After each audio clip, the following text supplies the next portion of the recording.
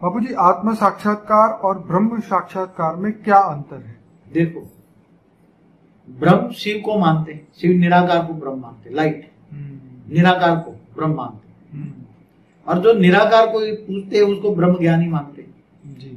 तो जो निराकार को याद करते हैं परमात्मा समझकर, तो वो निराकार को पाएगा ना। जिसको याद करोगे उसी को एक दिन पाओगे ना। बिल्कुल सही बात। हाँ, जिसको याद, कृष्ण ने गीता में क्या कहा है, तुम अगर मुझे को याद करोगे तो मुझे को पाओगे, और तुम अगर भूतों को याद करोगे तो भूतों को पाओगे। बिल्कुल, तो ये बोला हुआ है ना। तो आत्म साक्षात्कार और ब्रह्म साक्षात्कार, तो आत्म साक्षात्कार जो आत्मा है, अपने आत्मा को जानना, ब्रह्म को जब जानता है, निराकार को जानता है, उसको ज्ञान होता है मैं आत्मा हूँ, ब्रह्म का अंश हूँ। क्या है जी?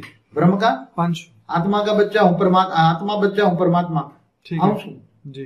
तो आत्म स्वरूप की अनुभूति होना माना मैं आत्मा हूँ। शरीर के अंदर भ्रुकुटी के बीच में जब हमारा बड़ा माइंड है, उसके सेंटर पॉइंट में आत्मा रहकर पूरे शरीर को चलाती है। तो आत्मा ज्ञान हो जाए, आत्म स्वरूप की अनुभूति हो जाए, तो वो आत्म साक्षात्कार। तो आत्म साक्षात्कार करने से आत्मा का पूरा दिव्य स्वरूप का अनुभव हो, दिव्य बॉडी का अनुभव हो, तो आत्मा धीरे धीरे विकर्म विनाश कर लेती है। ब्रह्म साक्षात्कार माने ब्रह्म को जान लेना। ब्रह्म का साक्षात्कार माना निराकारी स्वरूप का साक्षात्कार करना।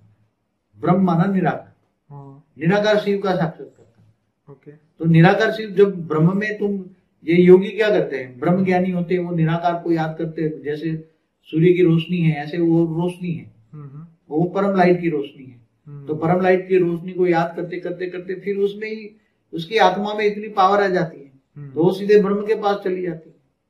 तो वो ब्रह्म ज्ञानी है। तो उसको पहले आत्मा स्वरूप का साक्षात्कार होगा, पहले अपने आत्मा स्वरूप का साक्षात्कार होगा, फिर कर्मातीत अवस्था हो जाएगी, विकर्म विनाश हो जाएगा, पाप का विनाश हो जाएगा, तो सीधे एक सेकंड में वो परमधाम में चली जाएगी, ब्रह्म के पास चली जाएगी।